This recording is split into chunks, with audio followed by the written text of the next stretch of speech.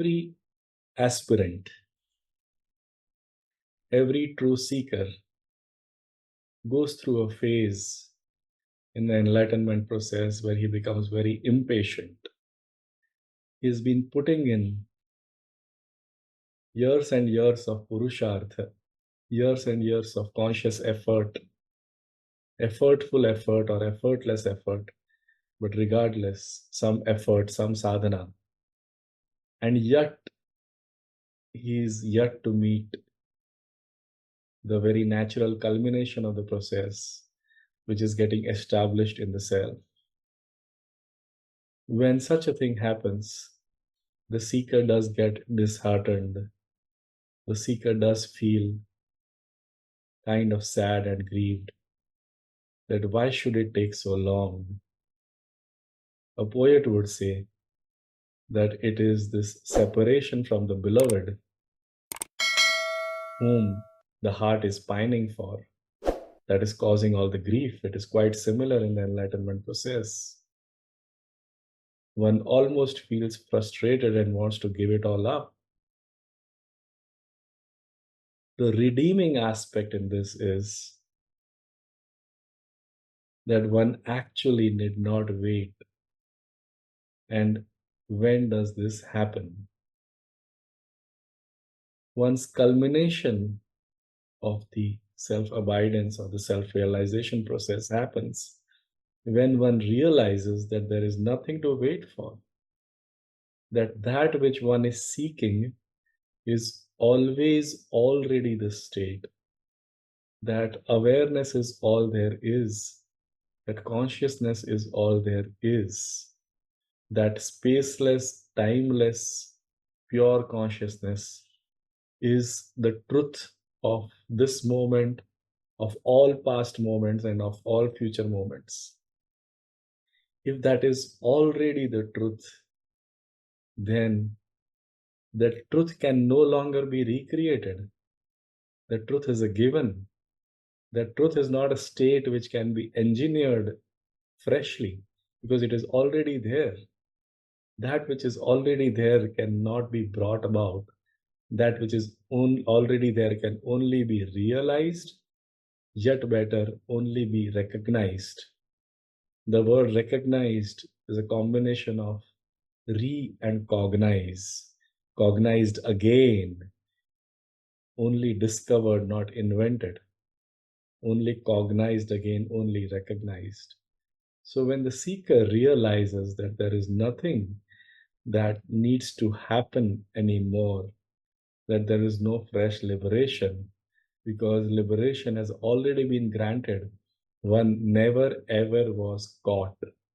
And when the seeker realizes this, not as a mental concept, otherwise it is one more trap, but in an embodied way, in a visceral way, when he feels this, when it comes as a strong insight, when it changes his entire mental makeup, when it does things to his energy body, when he feels deeply convinced and deeply propelled by this fact, that is when he is already in abidance. And then he knows that there is nothing to wait for. The quest to get liberated is not a quest per se. In fact, at that moment, the quest converts itself into discovery of the original state, which never was taken away. And with that ends this wait. So while this wait is on, while this quest is on, while this impatience is on, while this frustration is on, the seeker can help himself best by understanding that this wait, this frustration, this impatience, all of this is function of consciousness itself.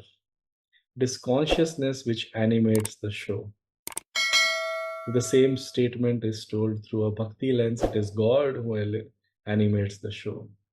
If God chooses for you to stay away from abidance, absorption, realization, then so be it. Because what else can you do? At the end of the day, God is ruling the show. At the end of the day, consciousness is ruling the show. Consciousness is animating the show. Consciousness decides the steps of the process. Consciousness decides whether it wants to suffer more or whether it wants to start getting free of suffering, or whether it wants to alternate between suffering and no suffering, or whether it wants to be into perpetual peace and rest. It is consciousness which decides this. When the seeker resigns to this fact, when the seeker sees that there is no free will as such, at least in this dimension, that it is consciousness which animates this show, this very withdrawal and this very separation from union is engineered by consciousness in its own way, in its own rhythm, at its own pace. The seeker once again unites with consciousness rather than with impatience. Impatience comes from the ego, from the mind, which refuses to wait, which sees this dual condition of enlightened and non enlightened, which keeps compartmentalizing awareness into these two states. Whereas awareness is definitely not about these two states. Awareness has always already been enlightened, and it doesn't create its polar opposite of unenlightenment. When the seeker realizes that this apparent absence of enlightenment is engineered by God Himself, by the ever present, omnipotent consciousness itself, that's when he aligns with consciousness rather than aligning with the egoic impatience. And that does the trick, that allows him not to merge with consciousness, but to see that he was always merged or she was always merged, and he or she never got unmerged in the first place. And with that, the wait is over. Think about this one.